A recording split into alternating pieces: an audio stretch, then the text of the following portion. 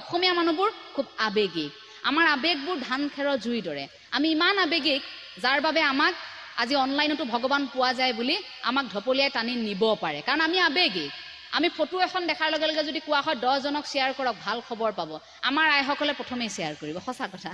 এ কাইলৈ যদি কয় মই সঁচা কথা লিখি থৈ যাব পাৰিম কাইলৈ যদি শুনে যে এই আমুকজোপা গছ এজোপা ওলাইছে তাত বোলে ভগৱান ওলাইছে কি কোনোবা এগৰাকী তাত কৃষ্ণ লম্ভিছে বুলি তাত পৰি থাকিব মই আচৰিত হওঁ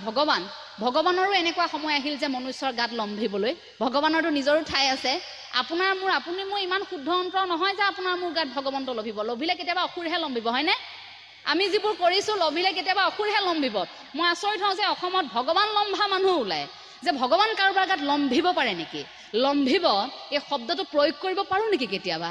ভগৱান লম্ভিব পাৰে আচৰিত যে আমাৰ মানুহবোৰ এনেকুৱা এতিয়া যদি হঠাৎ কৰবাত কৈ দিয়ে যে আমুকৰ গাত ভগৱান ওলাইছে যাওক বোলে কি হ'ব আপোনালোকে যদি সেৱা কৰে মনোকামনা পূৰণ হ'ব আৰু কাইলৈ দেখিব দীঘলীয়া শাৰী বাতৰি কৰি তত নাপাম আমি তাত দীঘলীয়া শাৰী ৰাতিপুৱাৰ পৰা তত নাই আমাৰ ঠাইখিনিতো এগৰাকীৰ গাত ভগৱান বোলে লাগিছিল তাৰ পাছত দেখিলো আজিকালি সিদিনা দেউতাক সুধিছো সেইফালে পাৰ হৈ যাওঁতে আগৰ ঘৰটো এতিয়া নাই সেই ঠাইখিনি তেতিয়া 3 মহলীয়া এটা অট্টালিকা হ'ল দেউতাক সুধিলো দেউতা এই ভগৱান ওলোৱা ঘৰটো এইটোৱে নহয় জানো দেউতা কৈছে কি হ'ল দেউতা ন ভগৱান আহিল গ'ল এই ঘৰটো বনাবলগীয়া আছিল যে বনালে আৰু গ'ল গতিকে ব্যৱসায়িক ভিত্তিক ধৰ্মটোক বেপাৰ হ'বলৈ আমি দিব নোৱাৰো আমি মহাপুৰুষীয় আদৰ্শত আছো আৰু সেই মহাপুৰুষীয় আদৰ্শটোতে আমি থাকিম এই আমাৰ ধৰ্মটোক আনে বেপাৰ কৰিবলৈ চেষ্টা কৰিব আপোনাৰ মোৰ আবেগক কোনোবাই খেলিবলৈ চেষ্টা কৰিব সেইটোত আপুনি উঠিভাহি যাব নোৱাৰিব গতিকে প্ৰতিগৰাকী অসমীয়াই প্ৰতিশ্ৰুতিবদ্ধ হ'ব লাগিব যে আমি এই মহাপুৰুষীয় আদৰ্শটোকহে পালন কৰিম আপোনাক জোৰ কৰি কোনেও অনা নাই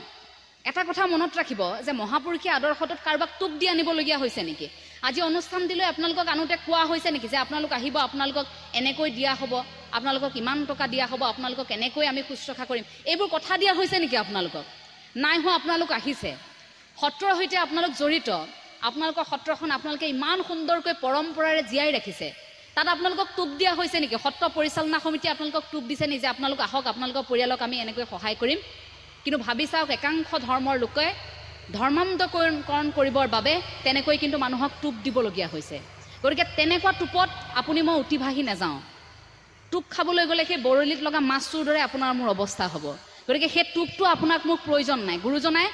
আদৰ্শ দি থৈ গৈছে সমাজ দি থৈ গৈছে তে সেই আদৰ্শ আৰু সমাজত আপুনি মই থাকিম য'ত সাম্যবাদৰ কথা থাকিব য'ত এক ঈশ্বৰবাদৰ কথা থাকিব নালাগে ভগৱন্তৰ বাবে বেলেগ ঠাইত গৈ কামনা কৰিবলৈ পিতৃ মাতৃক ভকতি কৰক মানুহৰ সেৱা কৰক গুৰু দেও নাম ভকত বোলে আদি গুৰু জগতগুৰু শ্ৰীমন্ত শংকৰদেৱ গুৰুজনা পিতৃ মাতৃটো আছে আদি গুৰু আৰু শিক্ষাগুৰুসকল আছে সমস্ত গুৰুক আমি সেৱা কৰিম তাৰ পাছত আহিলে নাম আমি কৃষ্ণ নাম ল'ম তাৰ পাছত আহিলে আমি দেও কৃষ্ণ দেৱৰ কথা ক'ম তাৰ পাছত আহিলে আমাৰ ভকত কৃষ্ণ দেও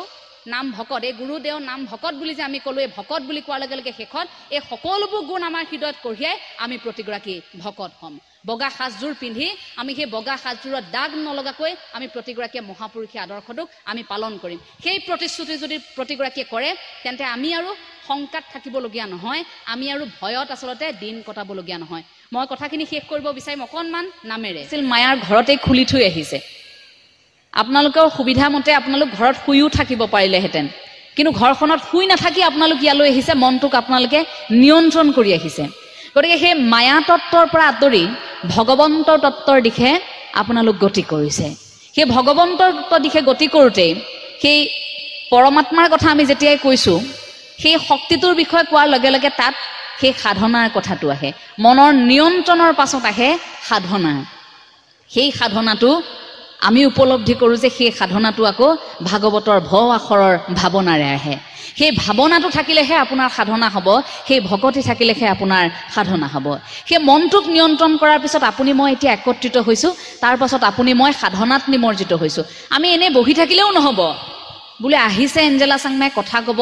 আহিব এগৰাকী বিশেষ ব্যক্তিৰ নাম গাব অমিয়া নেওগ কলিতা বাইদেউ আহিব অকণমান সময় আমি নাম ল'ম কিন্তু আমি তাত সোমাব পৰা নাই আমি বিষয়বস্তুত সোমাব পৰা নাই আমি অনুভৱেই কৰিব পৰা নাই এই নাম আমি কিয় লৈছোঁ কৃষ্ণ বুলি যে কৈছোঁ আমি কিয় কৈছোঁ কৃষ্ণ নামে দুটি আখৰ ৰাখিবা যতনে নেৰিবা নেৰিবা বান্ধৱ জীৱনে মৰণে আৰু যে কয় হৰি অ হৰি চৰণে লাগু অভয় চৰণে শৰণ মাগু। এই যে হৰি কৃষ্ণ, কৃষ্ণ নামটো যে আমাক সযতনে ৰাখি কঢ়িয়াই ফুৰিব কৈছে, কেনেকৈ? সেই নামটো কঢ়িয়াই ফুৰোতে, উচ্চাৰণ কৰি ফুৰোতে আপোনাৰ সাধনা হয়, ভকতিটো আপোনাৰ তাতেই হয়। এই যে হৰি বুলি কৈ যে হৰি ভকতিত বিলীন হৈছো, কাৰোবাৰ ঈশ্বৰৰ ওচৰত যে আমি নিজক যে উজাৰি দিছো, আমাৰ একো নাই প্ৰভু ভগৱন্ত তুমিয়েই দিছা এই মনুষ্য শৰীৰটো, এই যে উজাৰি দিছো, সেইটোৱে আমাৰ সাধনা। আৰম্ভণি খোজটো আমাৰ সেইটোৱে। সেইবাবে আৰম্ভণিতে আমি কওঁ যে আমাক শৰণৰ প্ৰয়োজন। শৰণ এতিয়া কিয় প্ৰয়োজন? এতিয়া বহুতে ক'ব যে শৰণ কিয় ল'ব লাগে, কিন্তু শৰণটো আপুনি চাব, আজি আমি এখন ঘৰত আছো, হয়নে? ঘৰখনত আমি আশ্ৰয় লৈছো। এতিয়া মানুহ হিচাপে জন্ম লোৱাৰ পাছত কোনোবা এজনৰ ওচৰতো আশ্ৰয় ল'ব লাগিব। এই যে জীৱনটো পালো, জীৱনটো পোৱাৰ পিছত আশ্ৰয় কাৰ ওচৰত ল'ব? শৰণ মানে আশ্ৰয়, আৰু সেই শৰণটো প্ৰথম ভগৱন্তৰ ওচৰতে হয়। সেই শৰণ আপোনাৰ আৰম্ভ হ'ব মনৰ শৰণ, শৰীৰৰ শৰণ, আৰু তাৰ পাছত আহিব আপোনাৰ বাক্যৰ শৰণ। এই তিনি শৰণ আপোনাক প্ৰয়োজন হ'ব। কিন্তু আপুনি অকল মনৰ শৰণ লৈছে, আপোনাৰ শৰীৰৰ শৰণ নাই, বাক্যৰ শৰণ নাই, তেতিয়াও নহ'ব। যদি বাক্যৰ শৰণ লৈছে, আপোনাৰ মন আৰু শৰীৰৰ শৰণ নাই, তেতিয়াও নহ'ব। মূলতঃ আপোনাক তিনি শৰণৰ প্ৰয়োজনীয়তা আছে। এতিয়া শৰণ কিয় প্ৰয়োজন? ধৰক দুজন আপোনাৰ ঘৰখনত সন্তান আছে, এই দুয়োজন সন্তান আপোনাৰ এনেকুৱা যে এজন সন্তান আপুনি স্কুলত তেওঁক নামভৰ্তি কৰোৱালে, বিদ্যালয়লৈ তেওঁ গৈছে, এতিয়া বিদ্যালয়লৈ গৈছে, তেওঁ পঢ়া শুনা কৰি আছে, প্ৰতিটো পৰীক্ষাত তেওঁ উত্তীৰ্ণ হৈছে। এটা সময়ত তেওঁ বিদ্যালয়খনৰ পৰা ওলাই গৈছে, উভতি আহোঁতে এখন হাতত চাৰ্টিফিকেট, বিদ্যালয়খনৰ এখন মানপত্ৰ তেওঁ পাইছে যে ইয়াৰ পৰা তেওঁ উত্তীৰ্ণ হৈছে বা এইটো বিভাগত উত্তীৰ্ণ হৈছে। ঘৰখনত একেলগতে আপোনাৰ আৰু এগৰাকী সন্তান আছিল, কিন্তু আপুনি সেই সন্তানক স্কুলত নাম লগাই দিয়া নাই, বিদ্যালয়ত নাম লগাই দিয়া নাই। এগৰাকীক দিছে, এগৰাকীক দিয়া নাই। এই নিদিয়াগৰাকীয়েও কিন্তু কি হ'ল, দিয়াগৰাকীৰ পৰা কথাবোৰ শুনি থাকে, কথাবোৰ শুনি থাকে, শিকি থাকে, প্ৰতিটো কামেই কৰিব পৰা হৈ গ'ল। তেখেতে যেনেকৈ নেওতা মাতিছে, আপোনাৰ কনিষ্ঠগৰাকীও পাৰে, কিন্তু তেওঁ ঘৰতে থাকিল, তেওঁক বিদ্যালয়ত আপুনি নামভৰ্তি কৰাই নিদিলে।